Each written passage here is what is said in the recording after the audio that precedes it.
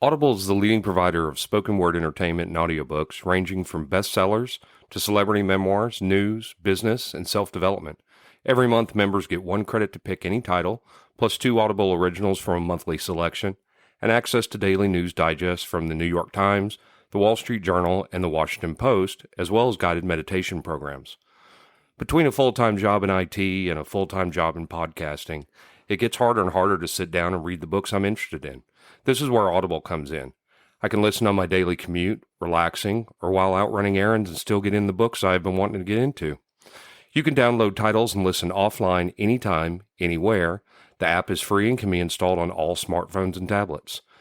Now you can try Audible risk-free with a special 30-day free trial by visiting audibletrial.com/nerdery and murdery.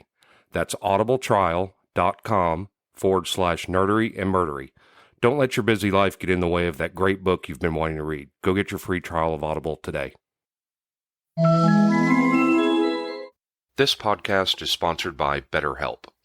This is Geoffrey, and we've talked about many times before that I experience problems and struggles with my mental health, and really without a healthy mind, being truly happy and at peace is hard. The good news is therapy does work. It's helped for me, but what is therapy exactly? It's whatever you want it to be. Maybe you're not feeling motivated right now and would like some tools to help. Or maybe you're feeling insecure in relationships at work, or you're not dealing well with stress.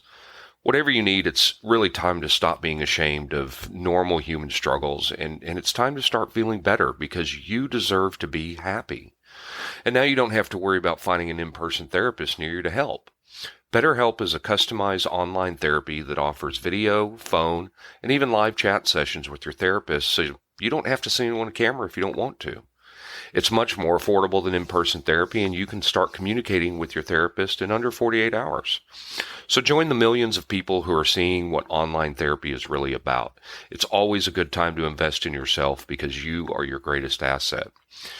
And there's a special offer to Nerdery and Murdery listeners. You can get 10% off your first month of professional therapy at betterhelp.com/nerdery and murdery.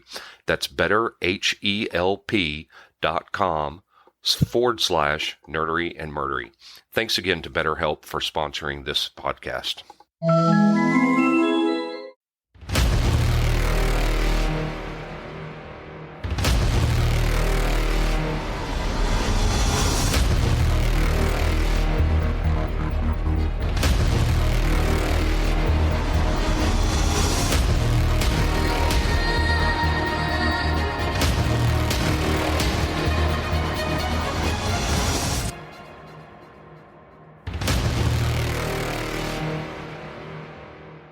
Welcome to episode 202 of Nerdery Murdery. Big 202. I'm Zig with your nerdery. And I'm Geoffrey with your murdery. Welcome to another week of the highs and lows, the up and down, the good and the bad, and the nerd and the murd.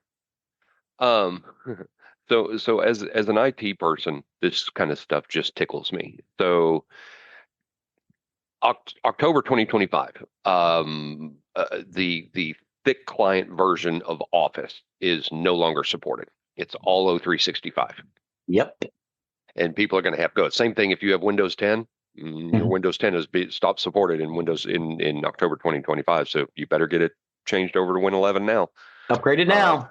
For those of you IT people that don't understand that, what that means when Microsoft no longer supports it, that means that security updates are no longer provided. The program will still work, but you won't be getting security updates, and you're vulnerable at that point.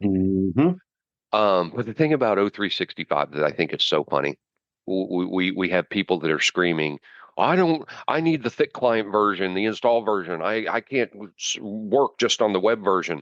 The web version works exactly the same as the thick client does. There's no difference. No. None. Not like the previous versions of Outlook Web Access that there was a difference between the client and the web. There is no difference on this. They're exactly the same.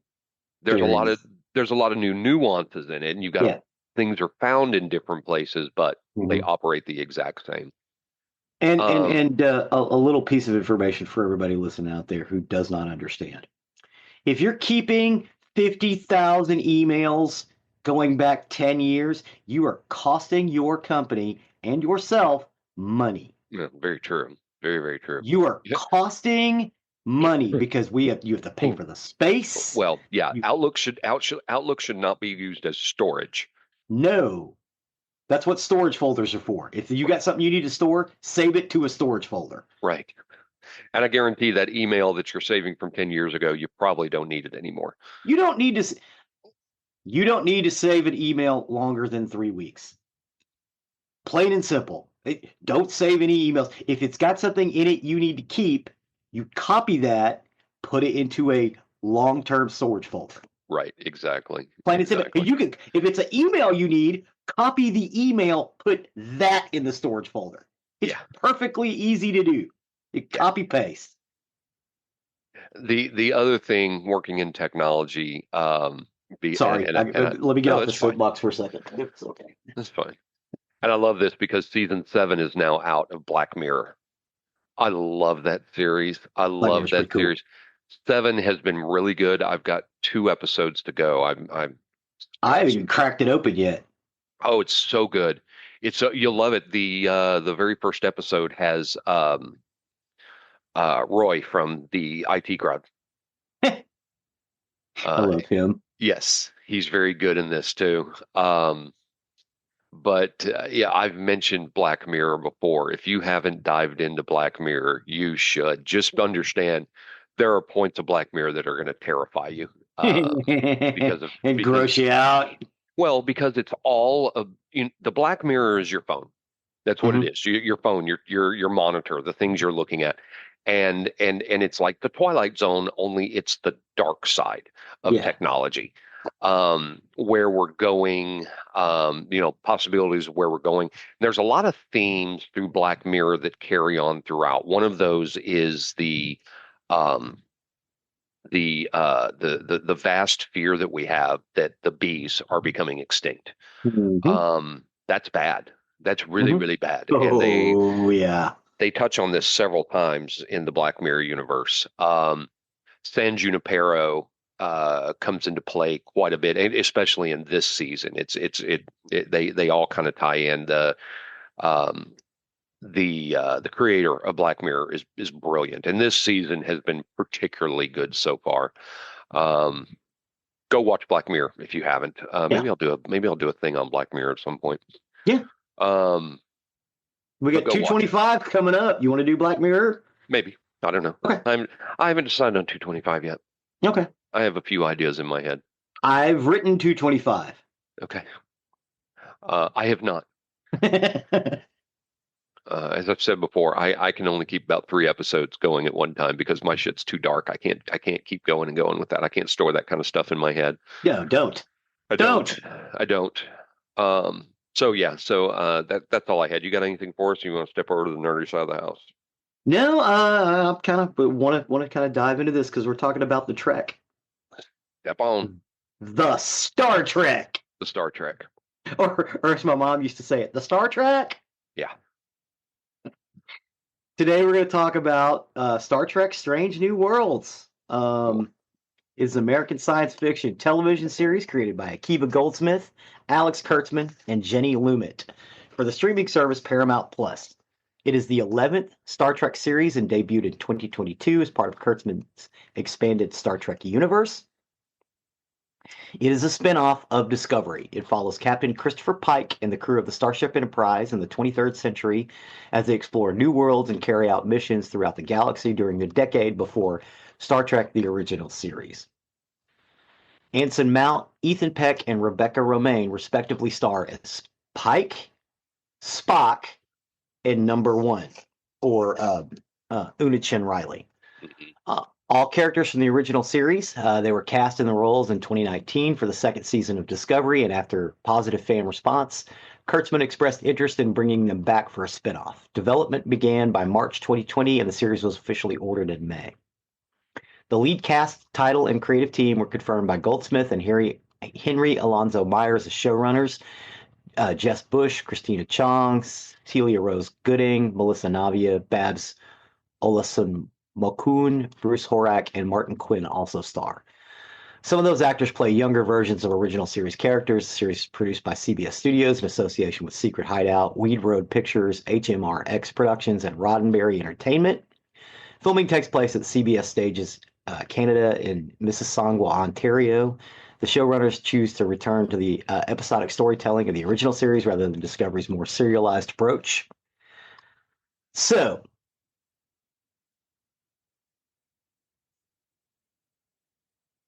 the original concept for Star Trek back in 1966 was Captain Christopher Pike, his second in command, who was a woman, who was known as Number One. You weren't going to get her name until further on in the series. She's just referred to as Number One. A charismatic doctor who got changed over time, and the science officer who is an alien. When that was shown to people at Desilu Productions, they were like, okay, we get it. We're going to go ahead and greenlit it because the head of the studio, Lucille Ball, said she wanted it. However, they were like, we don't think Middle America is going to believe a woman in second command. So you're going to have to get rid of her and the alien. And Roddenberry was like, look, I want to use her. I will make her the nurse, but I want to keep the alien and I'll make him the science officer and the second in command. And that is the Star Trek that we know. They originally aired a pilot with the original idea, which sat on a shelf for years. When they released Next Generation, before they released it, like on the very first night the Next Generation premiered, right before they showed it, they showed the original The Cage pilot, which is the first time any of us had ever seen it, because it had never been shown outside of the Desilu production offices. They did take pieces of it and use it in episodes in Star Trek later on, but you never got the full story. You got part of the story. Because they had the footage, they just used it. They used clips of it in an episode with Spock in the first season. But at that point, they retconned it was 10 years ago that Spock served with Pike before Kirk took over. But that original idea was there. We got to see it in 1987. And since then, it's when they released the series. And if you go on Paramount right now, the first episode is The Cage. You can watch it. It's great. This series expands on that idea. It is 10 years before Captain Kirk becomes the captain of the Enterprise. Captain Kirk shows up in this series several times, and I love the actor who plays him because he plays him like William Shatner, but a younger William Shatner. Like he's almost the captain of the Enterprise, but not quite. And I love the kid that they got to play it. His older brother, who shows up in the original series, Sam, is on board the Enterprise as a science officer. That's how come Spock knows who he is later on, because he served with him. And when Kirk comes aboard, Chris Pike basically asks Sam about his kid brother, because Pike and Sam are good friends.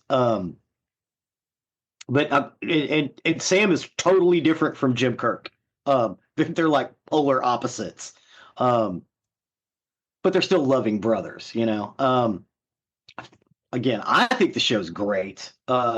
In the last season, the second season, at the very end, they introduced Scotty, who is now in the third season. And at the time of this recording, the third season is out, and we're getting episodes now. Uhura is in the cast. She starts out as she's not even an ensign yet. She's like a cadet. Because a cadet gets to serve aboard a Starship Enterprise. The pilot they have for this series is amazing. I love her a lot. I love the pilot. She's one of my favorites. Nurse Chapel is part of it. The Doctor actually shows up later on in Star Trek as he was off doing something else, and he came back to help McCoy with a certain problem. Mbanga. But it's amazing, and it takes place like right after the Klingon War, because in Discovery also takes place at the same time. They just had a war with the Klingons in the first season, and it was bloody and brutal, and they're all kind of suffering PTSD. They've got a descendant of Khan Noonien Soong who is not genetically altered, but she hates genetically altered people. She settled on a planet that was taken over by the Gorn when she was a child. She's a security officer. Oh my God, is she good? So there's all kinds of stuff going on in this show. It premiered on Paramount Plus on May 5th, 2022, for its 10-episode first season. A second season was released from June to August of 2023, and a third season is out now, and a fourth season has already been ordered. The series is estimated to have high viewership and audience demand. It receives positive reviews for its episodic storytelling and cast, and several accolades, including 2 Primetime Creative Arts Emmy Awards and nominations for sound editing. If again follows Christopher Pike, played by Anson Mount, and the crew of the starship USS Enterprise NCC 1701 in the 23rd century as they explore those strange new worlds. It features the following narration from Mount during the opening credits, very similar to the original series and Star Trek: The Next Generation, and it is. Space, the final frontier. These are the voyages of the Starship Enterprise. Its 5-year mission to explore strange new worlds, to seek out new life and new civilizations, to boldly go where no one has gone before. When Alex Kurtzman, the co-creator and executive producer of Star Trek Discovery, asked Akiva Goldsmith to join the series as a supporting producer, Goldsmith believed, based on internet rumors, that it was a prequel to Star Trek: The Original Series. Then it would follow the USS Enterprise NCC 1701 under the command of Christopher Pike. He was disappointed to find out that was not the case. And with his encouragement, the Enterprise was introduced in the first season finale. Then co-showrunner Aaron Herbert wanted to explore Pike, feeling that he had not been seen much in Star Trek, but was less interested in exploring the Enterprise crew member Spock due to his many appearances throughout the franchise. He was also reluctant to have an actor other than Leonard Nimoy or Zachary Quinto portray the character. However, Spock was confirmed to be included in the second season, and in April of 2018, Anson Mount was cast as Pike, and he revealed in July that Rebecca Romijn, who portrayed original series character number 1, or Una Chent Riley. Rebecca Romijn darkened her hair in the exact same manner that Majel Barrett did for the original series. And what's amazing is, to me, I think Rebecca Romijn looks a lot like Majel Barrett did in The Cage. If you go back and compare the two. Yeah. And I never saw that before. You know what I mean? And she's not using like prosthetic makeup or anything. It's her face. But the comparative the comparison between the two is amazing. Same with Anson Mount. Never thought he looked like the actor Jeffrey Hunter until... Oh, I do. Yeah, he looks a lot like him.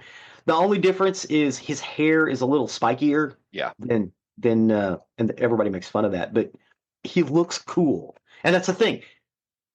Pike is cool, whereas Kirk really isn't. No. I mean, he can be, but Kirk is book stacks. So the brought about, I'm not getting my words right here, the bringing of Pike as a bigger character in the Star Trek universe started with the reboot. Yes. And we got a cool Captain Pike. One that's just Bruce Greenwood. Bruce Greenwood just played a great Pike, and Anson Mount continues that. Yeah. I loved Greenwood's portrayal. Yes. My only note is that he did not look as much like Jeffrey Hunter as Anson Mount does. But Bruce Greenwood couldn't do anything about that. But that's Yeah. okay. They don't have to, as long as we've got the character and the actor portrays Yeah. the character well, which Bruce Greenwood did, and Oh, Anson yes, Mount he did. does as well. I Yes. love Jess Bush in here as Nurse Christine Chapel. I Jess love Bush her is in this so role. good as Chapel. Yes, Um, I love Uhura. I like that yes. act, but she is not playing tough, no nonsense, seen No, it, done it Uhura because she's young. she's very green. Yeah. Oh, so green. She's just real good with languages. But I love the way she's just she's ticking all the boxes, you know. And I love her in that role. I love Ethan Peck as Spock. I don't have any notes.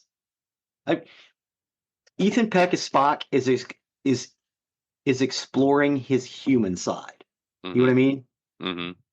Whereas Leonard Nimoy's Spock later on is exploring his Vulcan side.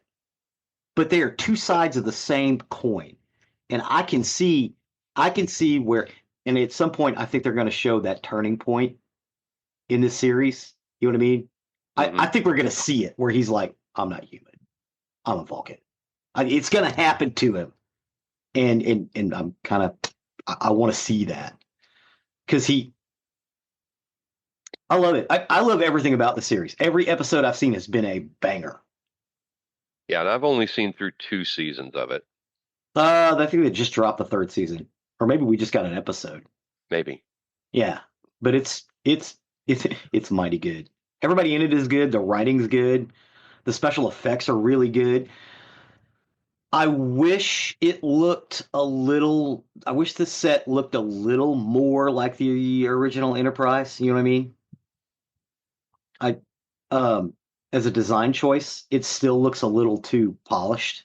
Right, right. Which is the problem we've had with all of the episodes that have come out that go in the past. They're all more technologically advanced and polished than the original Enterprise. Yeah. Um. Yeah. But it looks good. I like how they Hmm. updated the Gorn. I like how they updated. Did they show the Tholians? Oh, they just show the Tholian ships. Don't Um. remember. Just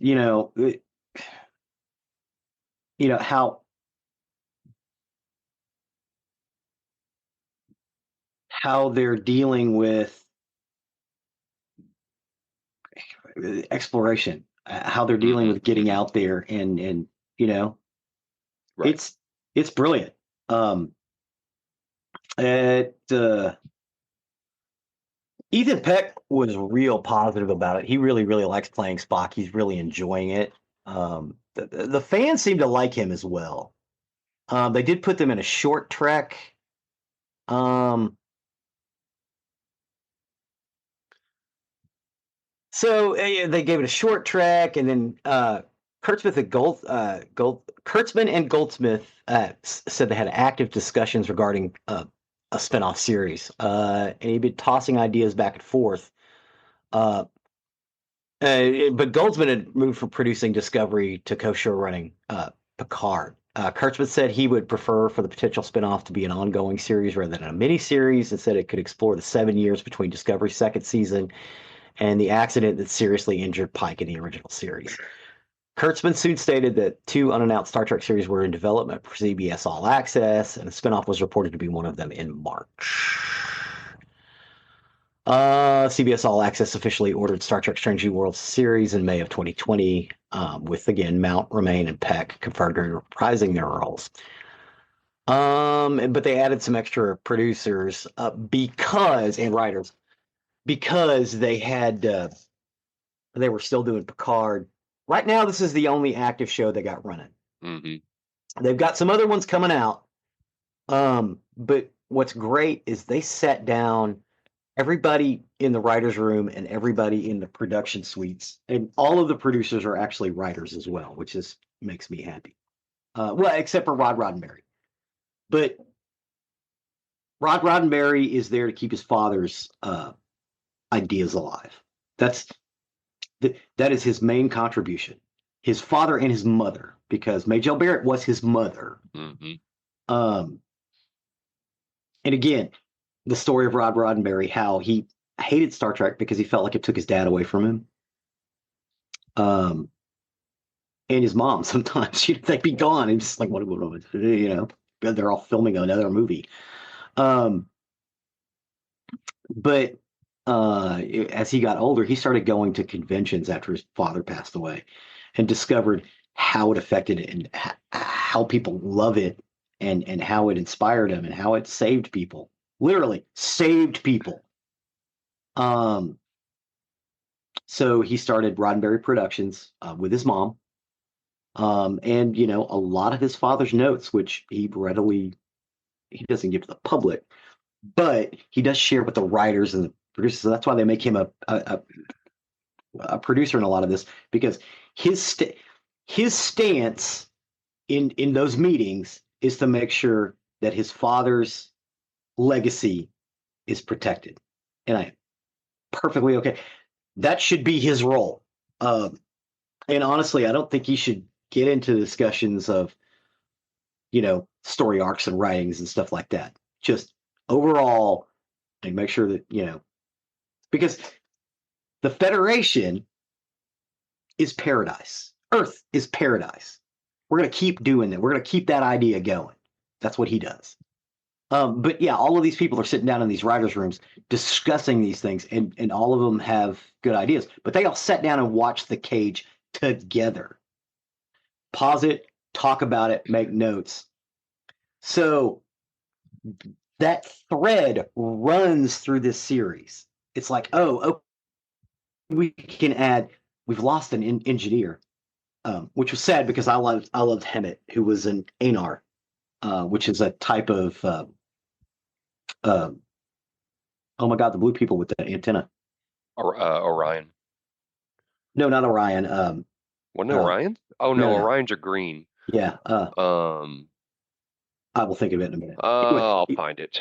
Yeah. Shran. But they have there's a subspecies that's like a light blue or white that also have the antenna, and they can't see because they live inside glaciers. So they're always in darkness, but because they have the antenna, they can see everything. Andorian.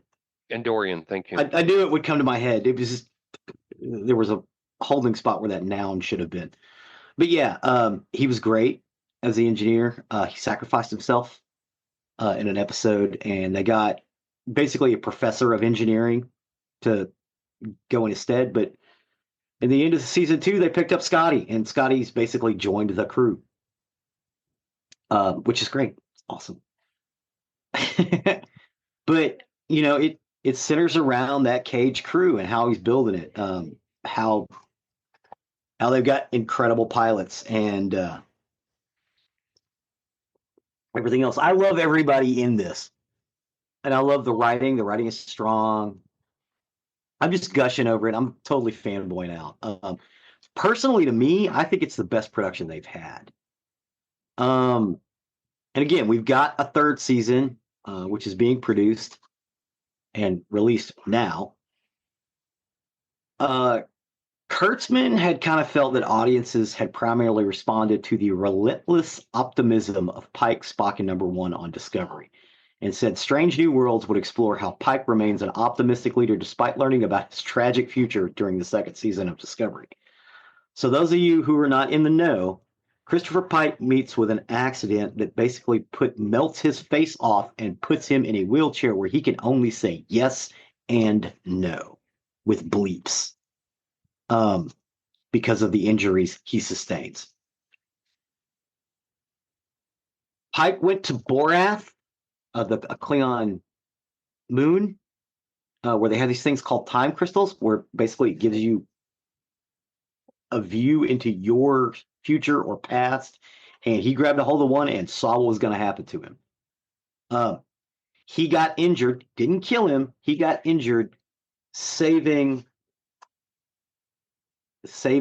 children, and he knows all of their names.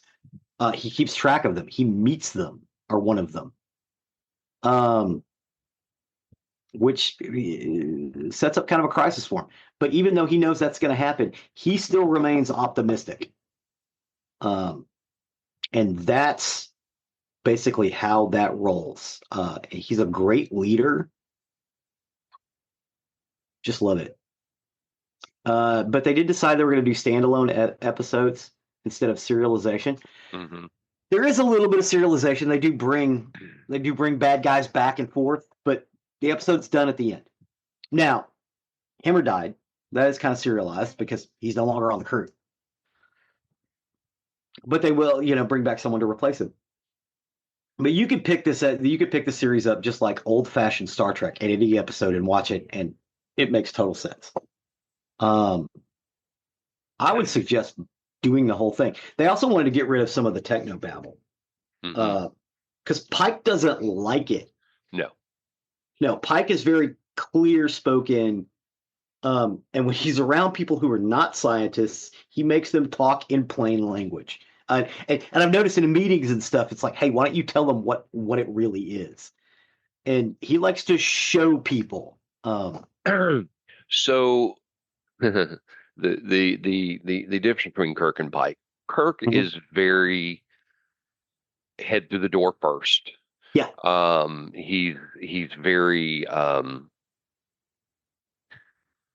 I'm not sure what the word I'm looking for is here with Kirk, but I mean he's very active. He always goes in the forefront.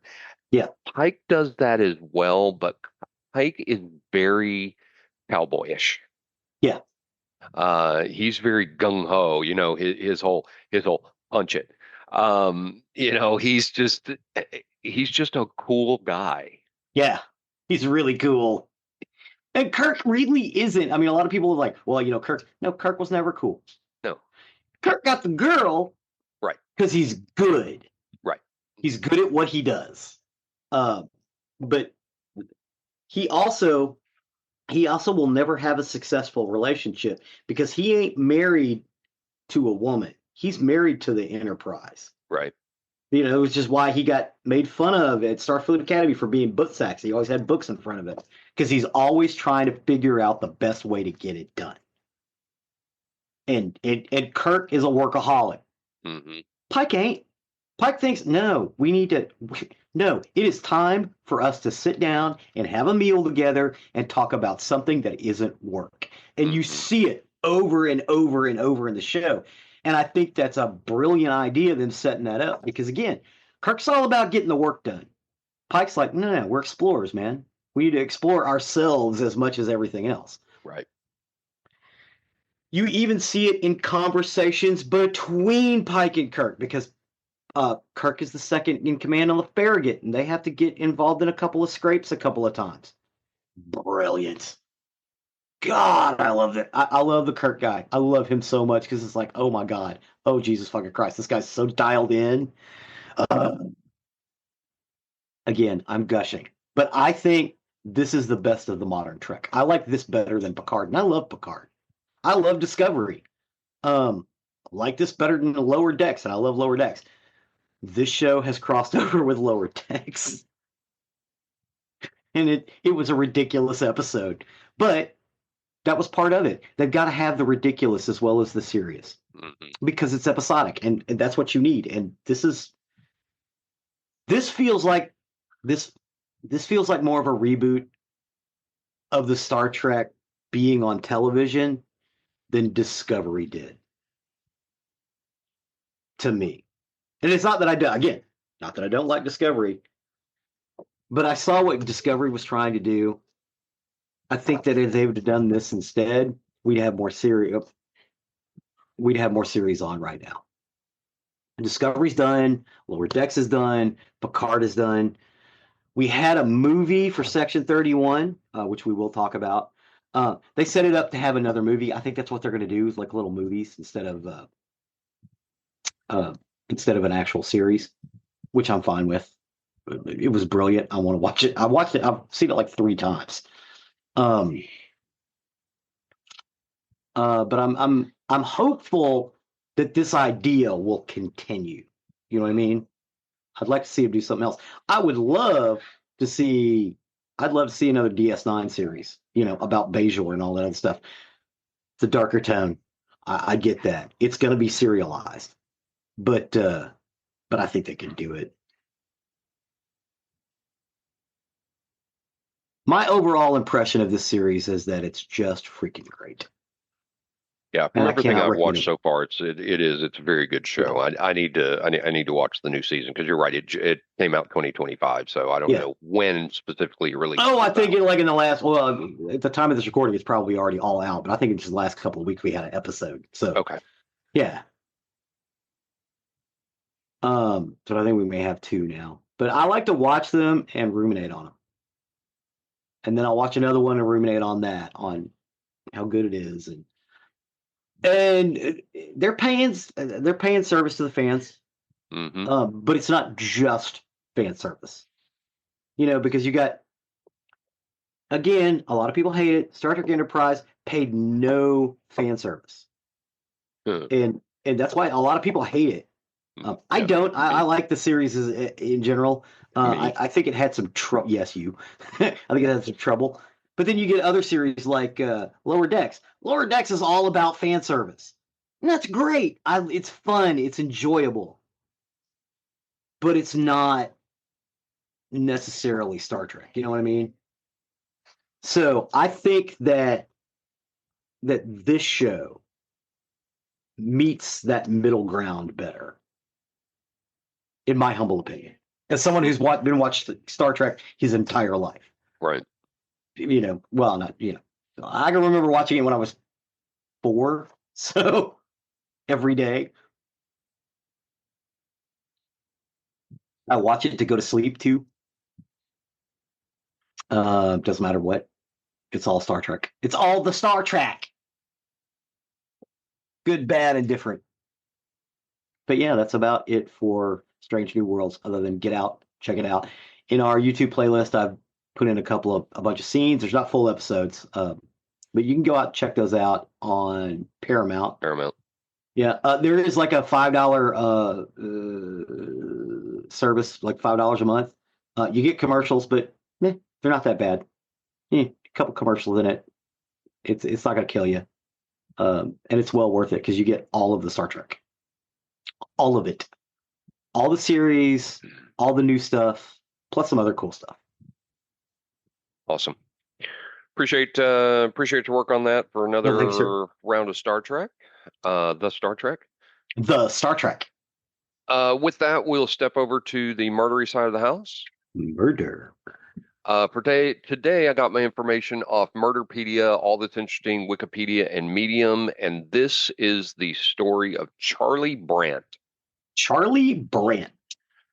So Charlie Brandt was really kind of a very unassuming person. He's someone you'd walk past and not give a second thought. He was a married man. He had a home. He had a stable job. But as you look closer into his history, it revealed a man with a very dark history of violence and seemingly was living a double life. Huh. In 2004, things came to a head when that darkness within finally exploded and there were devastating consequences. Uh-oh. So Carl Eric Charlie Brandt's life began on February 23rd, 1957. He was the second oldest of German immigrant parents. Due to his father Herbert's job, the family moved frequently during Charlie's childhood, finally settling in Fort Wayne, Indiana in 1968. His father worked as a laborer for a division of International Harvester, eventually working his way up to draftsman and project engineer. The family moved frequently, and as a result, Brandt and his older sister Angela attended several different schools. They also spent time in Florida, frequently vacationing there when Charlie was young. And although Charlie was described as a good student, he was very shy and withdrawn and took a lot of time to adjust to new environments and often spent time alone. Well, on January 3rd, 1971, which was a Sunday evening, the Brandt family had just settled in for the night after watching their favorite TV show, The FBI, on their new color TV. Probably about 22 inches. The house was peaceful. Charlie's mother was pregnant. Her name was Ilse. ILSE. Ilsa? Ilse. Yeah, Ilse. Ilse. Ilse. Ilse. Okay. Or Um, Ilse. I'm going to go with Ilsa. That's easier for me. She was preparing her bath while Herbert shaved in the bathroom. Charlie's older sister, Angela, lay in a bed upstairs reading a book. Suddenly, Angela heard several loud pops. There were screams and her father yelling, "Charlie, don't," and her mother's desperate cries, "Angela, call the police." The noise grew louder and more frantic as Angela realized something was wrong. Unknown to her at the time, Charlie had taken a loaded handgun from his father's drawer and entered his parents' bedroom, and without hesitation, Charlie shot both of his parents. Herbert was struck in the back, but he would survive. Ilsa, however, was not as fortunate. Charlie shot her repeatedly, killing her. And to add to the tragedy, she had been 8 months pregnant at the time. Angela scrambled to understand what was happening, and Charlie suddenly appeared in her bedroom door with a gun in his hand. He aimed the weapon at his sister and pulled the trigger, but the gun didn't fire.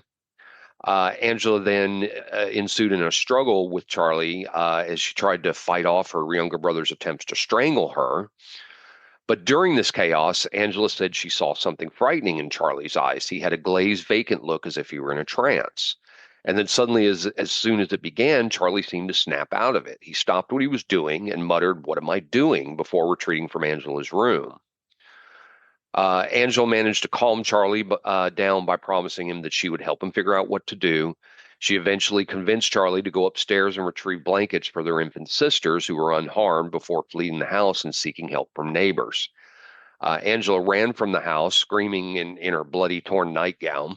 She ran through the snow to her neighbor's home and pounded on the front door, which startled then 16-year-old Sandy Radcliffe. But by the time Sandy came to the door, Angela had already headed to another house, and instead, a bewildered Charlie was standing outside. She would later say, quote, "There was just a knock, knock, and I opened the door, and he said, 'Sandy, I just shot my mom and dad.'" After the shooting, Charlie told Angela that he couldn't remember what he had done. Angela described her brother as being in a trance-like state, which had broken during their struggle.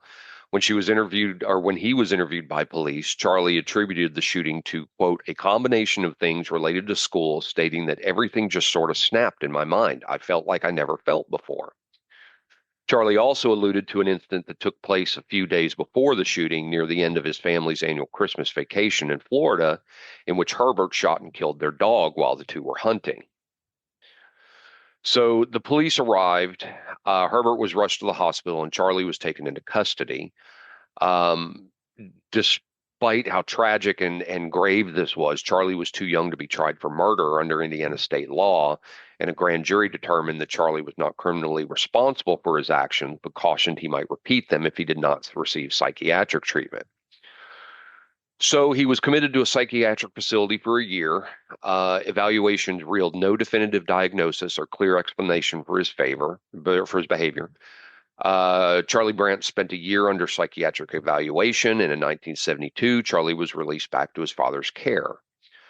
Herbert, though, may have been in some denial or a desire to shield his family from scrutiny, decided to bury the incident, and the family relocated to Florida, sealing the records and swearing never to speak of that night again. Angela, though, who barely survived the attack, carried the weight of that night in silence for decades. For the rest of I the bet she world, did. Yeah. For the rest of the world, Charlie Brandt appeared to move on like nothing had ever happened. So the Brandts moved to Ormond Beach, Florida. Just a year later, Charlie's father, who had then remarried, and his two younger sisters returned to Indiana, but Charlie and Angela remained in Florida in the care of their grandparents. Um, After all these traumatic events, Charlie Brandt managed to steer his life back into what seemed like a normal past. Charlie pursued his education with determination, and by the mid 70s, he had earned a degree in electronics, which was a field that fascinated him and promised a promising career. His technical skills led him to a position as a radar technician at Ford Aerospace in Astor, Florida, starting in the early 1980s. Oh, nice.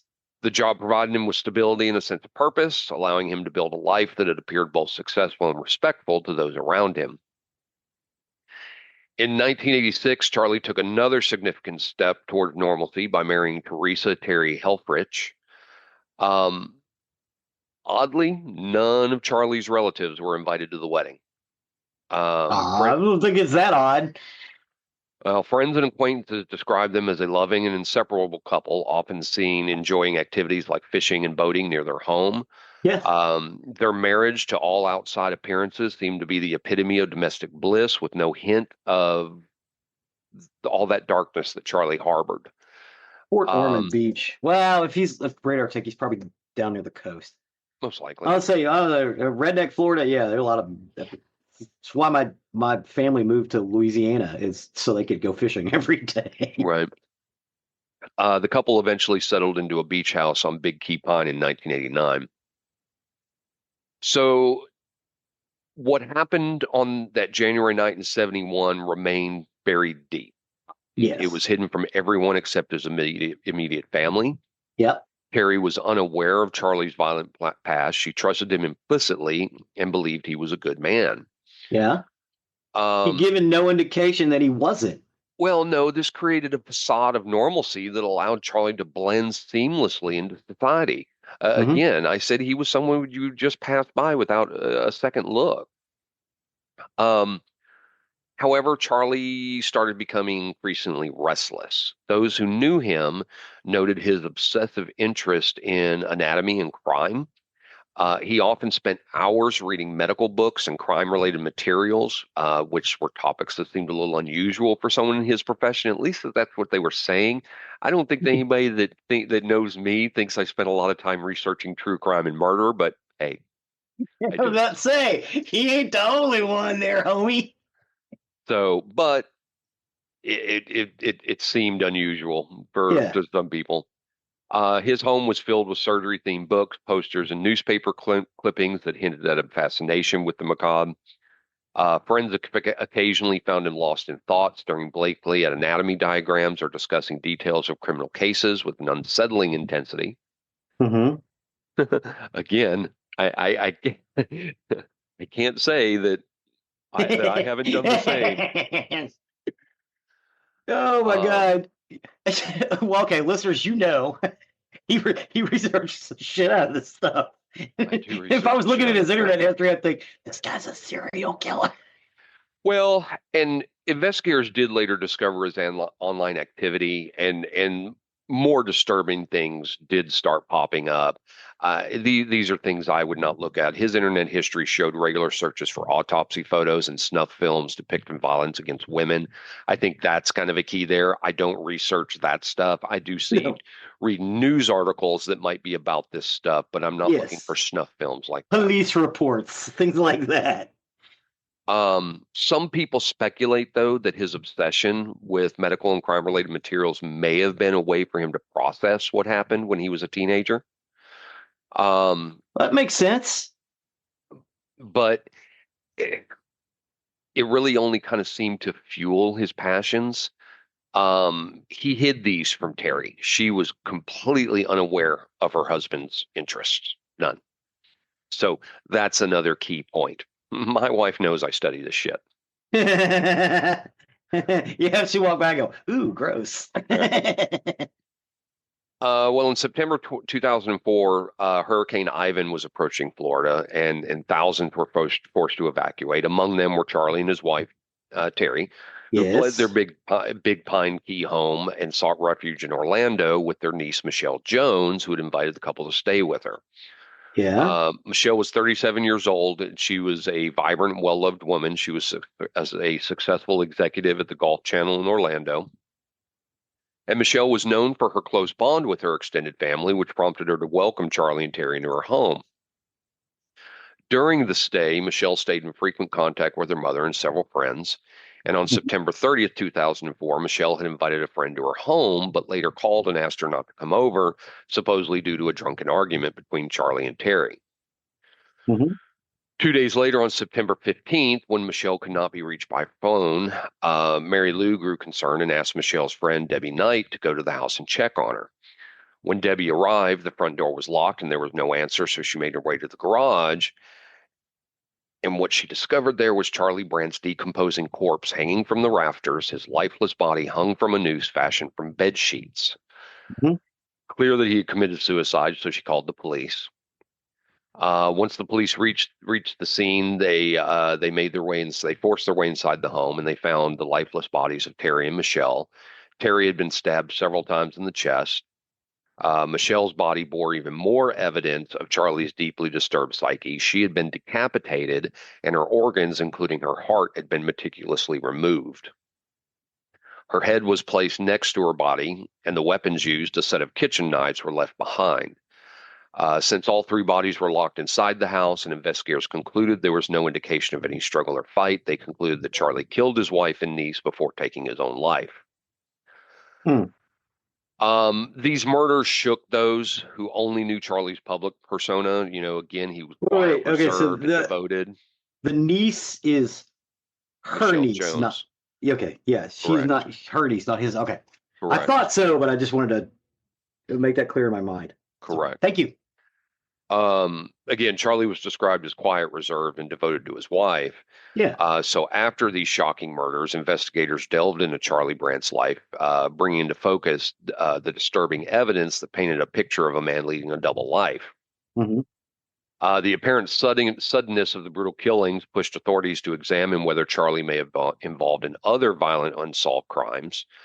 Authorities searched his home in Big Pine Key and uncovered a disturbing collection of anatomy books, surgical-themed posters, crime-related literature, and extensive history of internet searches related to necrophilia and violence against women. I do not study necrophilia. No, you do not. He also had an odd fixation with Victoria's Secret's catalog. Which really kind of became more disturbing when they learned that Charlie always referred to his niece Michelle as Victoria's Secret. Oh. His fixation with Michelle came under scrutiny. Some speculated he had harbored a secret infatuation with her, and this was evidenced by his frequent visits to her home and a reported possessiveness. This just began forming a disturbing puzzle that suggested Michelle's murder may have been as much about obsession as it was violence. No. And the meticulous nature of Charlie's crimes and his fascination with anatomy led authorities to believe these murders might not have been his only. So investigators began looking into other unsolved cases across Florida and beyond. They were looking for victims who had been found decapitated or with similar signs of mutilation to be scrutinized. However, a lack of direct physical evidence made it difficult to definitively link Brandt to these cases. And the FBI also analyzed patterns of unsolved murders in the area, considering the possibility that Brandt could have been a serial killer whose crimes spanned decades. One of the most chilling revelations from the investigation was the connection between Charlie Brandt and the unsolved 1989 murder of Sherry Paricio. Sherry was a 38-year-old woman who was killed near Big Pine Key, just a short distance from the Brandt's home. Her murder bore striking similarities to Michelle's, as she had been brutally stabbed and mutilated, and her heart was removed. Her throat had been slashed, and her head had been nearly severed. And at the time of Sherry's murder, no concrete evidence tied Charlie Brandt to the crime. However, after his death and the discovery of his dark proclivities, investigators were confident he was responsible for Sherry's death. Witnesses reported seeing a man matching Charlie's description near the crime scene the night of the murder. Additionally, Terry, his wife, had reportedly suspected Charlie's involvement, noting he had returned home that evening with blood on his shirt. When she questioned him, Charlie dismissed it as blood from filleting fish. And despite these suspicions, the case went cold until 2004, when the similarities between Sherry's murder and the Orlando killings prompted investigators to re-examine the evidence. In 2006, authorities officially closed the case, naming Brandt as the perpetrator. Brandt has also been named a person of interest in the 1978 murder of 12-year-old Carol Sullivan, who was abducted from a school bus stop in Volusia County. Her post-mortem injuries bore similarities to Brandt's other killings. Her skull was found in a bucket, leading authorities to presume she was murdered and decapitated. Brandt at the time was 21 and lived in the same county at the time, but he could not be tied to the crime in any other way. In 1988, Lisa Saunders was beaten, stabbed, and dragged from her car in Big Pine Key in December of '88. Her heart was missing when she was found, but it's unclear if it was extracted by an attacker or eaten by vultures. He's also suspected in the 1995 slaying of Darlene Toller, whose body had also been missing the head and heart. She was wrapped in plastic and blankets and discovered dumped in a grassy area near a highway. Charlie Brandt used the same highway regularly, and he kept a mileage record of his travels, which shows an entry for 100 miles on the day of her murder, roughly the driving distance between Big Pine Key and the area of Miami where Toller's body was found. Despite a thorough review of the cold cases, investigators struggled to conclusively tie Charlie Brandt to the other murders beyond Sherry Parishio's. There was a lack of DNA evidence. The passage of time presented significant obstacles. However, the precision and brutality of his confirmed crimes suggested he was capable of far more than initially known. The revelations following Brandt's suicide have greatly disturbed and angered the families of both Terry and Michelle. The fact that they were deliberately kept in the dark about Charlie's violent past has left them feeling betrayed, and they hold particular contempt for Charlie's father, Herbert, who, due to shame or not wanting to tarnish the family name, withheld this vital information that might have prevented the tragedies that unfolded. Wow. Yeah. Charlie Brandt's case has left a lasting impact, igniting discussions about the importance of recognizing warning signs of violent behavior, even in seemingly normal individuals. It makes clear the need for transparency within families and highlights the potential danger of suppressing traumatic events. His story has become a cautionary tale for law enforcement and mental health professionals about the hidden depths of individuals who may appear otherwise normal. Charlie Brandt most likely was always a serial killer, but his other crimes just never came to light. There are currently 26 unsolved slayings in Florida, each occurring since Charlie Brandt moved to Florida in 1973, and each with some similarities to crimes investigators are certain Brandt did commit. So this is an odd one. There was really no clear-cut evidence as to what flipped his switch. Police don't. What? There's no clear-cut evidence what flipped his switch. I lost you. Okay. No, you didn't lose me. I think I lost you. Okay. So what I was saying before I lost you, this one was an odd one to me. There was no clear-cut evidence as to what flipped his switch. Yeah. What turned him around? Well, and police didn't know what to make of the killer.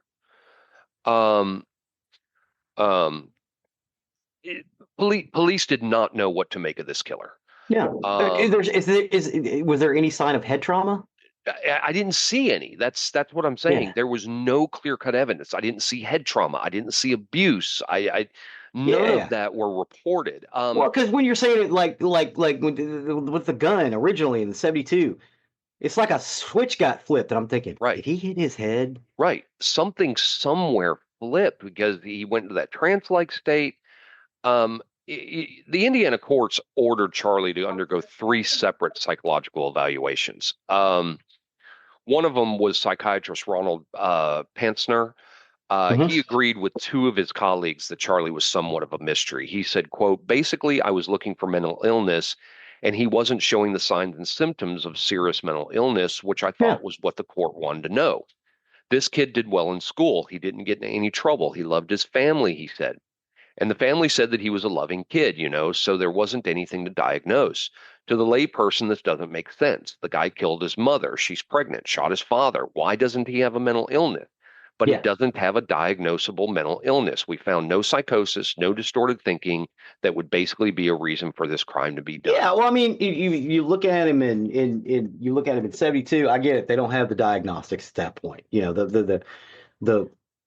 The killer hunters in the FBI hadn't started doing their profiling yet. No, but we still. But by the time he commits this crime, yes, those guys are up and active and running. Yeah, but a lot of these serial killers, we had evidence why they turned where they did. Pantsner was asked why Charlie turned violent, and his only quote was, "We don't know." We don't know. There was some demon inside of Charlie. Something turned him. This is such a weird one that I'm glad I came across because it was so weird. Just that there's nothing in the history, and maybe it's because they buried it. There are sealed records. I'm wondering if they've unsealed them now or if they can't. I don't know. Oh yeah. I don't think I've ever covered a serial killer where there was just Yeah. nothing that It's not took us based here. on greed. It's not based on them Well, being abused. no, Head trauma. We had a couple where it was just head trauma that they did correct, it. correct. Um, so there was the killing of of his dog accidentally on a hunting trip. Yeah. Could that have been the one thing that caused all of this? Something. Maybe the 1972 thing, but Maybe not the rest of this. this is one that it's awful that he didn't live to get into custody because he needed to be studied more, Yes. Yes. Put way him. more. Yeah. Yeah. We need to Um, know why that dude flipped, and if there's a reason for it, we need to be looking out for that. You know what I mean? yeah. So this one's gonna be weird for, I guess, a mystery forever. I don't know. Yeah. It's a really weird one. It fascinated me. Again, I study all this stuff too. I Hmm. do. I have in my bathroom here in my office, I have two books sitting on my shelf. One of them is conspiracies, and the other is the big book of serial killers. I, Hmm. I do understand if somebody looks at my browsing history or looks at some of the books I have, they might think, okay, there's something odd here. Maybe we should watch this person. Hmm. But there's not. Yes. There's not. I'm not turning into a serial killer, nor am I studying to become one. I am fascinated by the psychology behind this. Yes. The same reason I study cults. Hmm.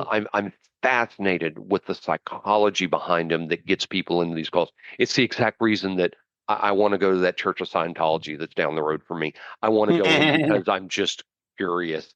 I ain't going to join. I promise you, I ain't going to join. I But am you would not. like to hear their spiel. Oh yeah, I Yeah, am take not a. out notes and start writing them down. I Hmm. am not a Okay. target Hmm. for a cult. They're not going to get me. I'm not a target for a cult. I don't need to have a need to belong to somebody or No, no, no, something no. or But you people. definitely want to hear their spiel, Yeah, right? yeah, I Yeah. definitely Yeah. want to Yeah. hear it. Yeah. Yeah. Yeah. Matter of Oh fact, yeah. Oh yeah. Check it off that. Oh yeah. Yeah. Yeah. Okay. All right. Thanks. when y'all come down, we're gonna go to dinner at Stefano's, and I'll point out the Scientology church next door. Nice. Because it took me by surprise the first time I saw it. I went, "There's a church of They got Scientology there." Stefano's got the gluten free. Wait. No, I'm getting their pasta. Yeah, because I saw that eggplant. It looked delicious. I'm getting Sure, that. Yeah, sure, looks good. whatever. Okay. Stefano's is good. They're good. Nice. So anyway, I don't want our fans out there and our listeners to think that I am on my path to serial killer just because I study this stuff too. I'm not. The psychology behind it, this just fascinates me to no end, and that's where my interest is on it. I know, like I said, I know it's very dark. I know it's very twisted, and that's the reason that I can't continually study these. I have to do No. Yeah. my research for my 3 episodes, because those of you who have listened to us long enough know we record 3 episodes in a Hmm. given week. We record Sometimes three, two. sometimes Sometimes two. two. Yeah. But we generally at any one time we're recording three back to back. Hmm. And that's the max I can keep in my head. I Hmm. can't keep more than that because it's just sometimes too dark Yeah. even for me. And since I'm exploring the light, I got episodes written out 20 episodes ahead. And it was like, hey, we need to do this one. Oh, okay. And I'll go ahead and renumber the one that I've got to drop another one in. Yeah, yeah, I just put it toward the end because it's like I know I'm going to cover this eventually. And I've got probably 20 more I need to sit down and make notes on. But I'm like, man, we got plenty right now. awesome. Well, that's the story of Charlie Brandt. I appreciate you sitting through with me on that one. Anytime, brother. Um, That'll take us to the end of another recording week. As always, you can find more information about us on nerdyandmurdy.com. That's our hub for everything we talk about. We have links for this episode plus pictures from the episode. You'll also find the link to our YouTube page, which so often updates. Yes, and in this episode, I could not get full episodes, but I did get a bunch of clip shows that we've got and openings and things like that. So you can kind of get a feel for Strange New Worlds and some really, really pretty shots and things. Awesome. Appreciate all the work you do on that. Sure. Thanks. You can also find the link to our merchandise page, or if you wish to show off your Nerdy and Murdy fandom, please do consider purchasing something from there. That, along with our patrons, you can find the link to our patron on our page, but our merchandise and our patrons do help with the costs that are associated with this show. It costs to upload our show, to keep our storage, to keep everything on the air, and it is not free, but we do appreciate each and every one of you for helping us with our cause. Please and thank you. Don't forget to leave a 5-star review wherever you can. It really helps us, helps others find our content that may be looking for the information we discuss. And last but not least, Chuck, you can go to sleep now. Go to sleep, Chuck. With that, I have been Zig with your nerdery. And I'm Geoffrey with your murdering. Cue the music.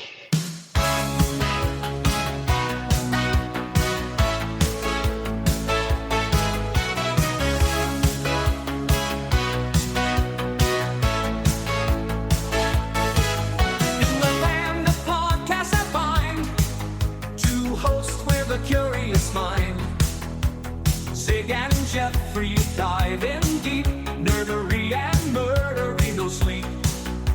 The superheroes of crime, they take us through space and time. Geeky tales and mysteries enter worlds no one else sees. Nerdery and murdery, here we go. We're Zig and Geoffrey, this we know. Stories wild, facts unfold, adventures big and tales of old. Comic books and killers too, techie stuff old and new. Travel through their wonderland, nerdery and murdery hand in hand.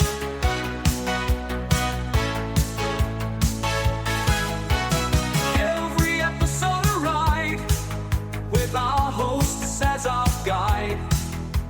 Laugh and shiver, feel the thrill. Come and join us if you will. Nerdery and murdery, here we go. With Zig and Geoffrey, this we know.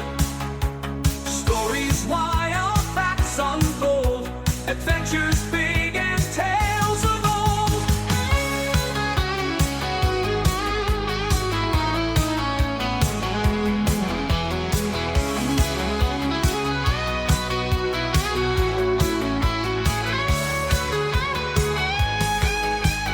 Comic books and killers too, techie stuff old and new. Travel through their wonderland, nerdery and murdery hand in hand. Every episode a ride, with our hosts as our guide. Laugh and shiver, feel the thrill. Come and join us if you will.